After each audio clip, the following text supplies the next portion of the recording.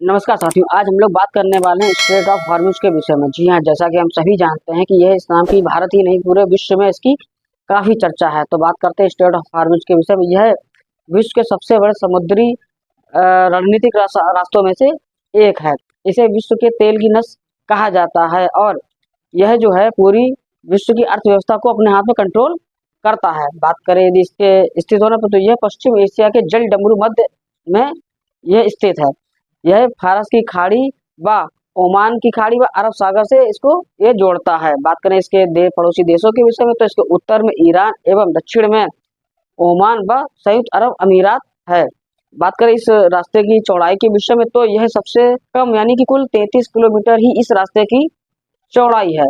तो अब बात करते हैं ये विवादों में क्यों है। तो आपको बता, हाल ही के दिनों में फरवरी माह के अंतिम समय में इजराइल व अमेरिका के द्वारा ईरान के ऊपर कई हवाई हमले किए गए, जिसमें उनके सर्वोच्च नेता यानी कि अली खामनेई की मृत्यु हो गई। यही वजह है कि ईरान के द्वारा आधिकारिक रूप से ये घोषणा की गई है कि जो भी देश यानी कि इजराइल व अमेरिका की मदद करते हैं, उनके जहाज यानी इधर से निकलेंगे, इस रास्ते से होकर गुजरेंगे, तो ईरान जो है उन पर हमला कर देगा। यही वजह है कि कई समुद्री जहाजों पर ईरान के द्वारा हमला किए भी गए। तो आपको बता दूं कि यह इसका संकट क्यों गहराता जा रहा है। तो आपको बता दूं कि विश्व का जो 20 से 30% जो कच्चा तेल है वह इसी रास्ते से होकर के गुजरता है, यानी कि विश्व की अर्थव्यवस्था है जो वह इसी से होकर के गुजरती है। तो बात करते हैं यदि भारत के विषय में, तो भारत अपने जरूरत का 80% एलपीजी व कच्चा तेल इसी रास्ते से मंगवाता है। यही वजह है कि ईरान के द्वारा जब इस पर घोषणा की गई और ये कहा गया कि यदि कोई भी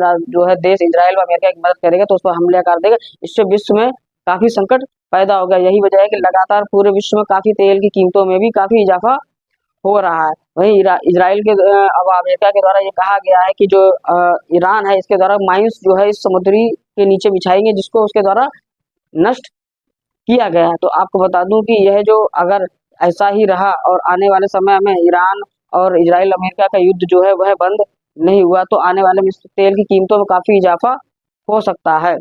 तो वर्तमान में हम ये कह सकते हैं कि विश्व का कोई भी देश जो इसे गेटवे ऑफ कहा जाता है, तेल का गेटवे ऑफ कहा जाता है, यानी कि इस किसी भी देश के द्वारा इस पर यदि कब्जा कर लिया गया तो वह विश्व की अर्थव्यवस्था को अपने हाथ में कंट्रोल कर सकता है। तो उम्मीद करते हैं कि ये स्ट्रेट ऑफ हॉर्मुज के विषय में आपको जानकारी समझ में आई होगी। आप इस विषय में क्या सोचते हैं, अपनी राय हमें कमेंट बॉक्स में अवश्य बताएं। मिलते हैं नए वीडियो में, तब तक के लिए नमस्कार, जय हिंद।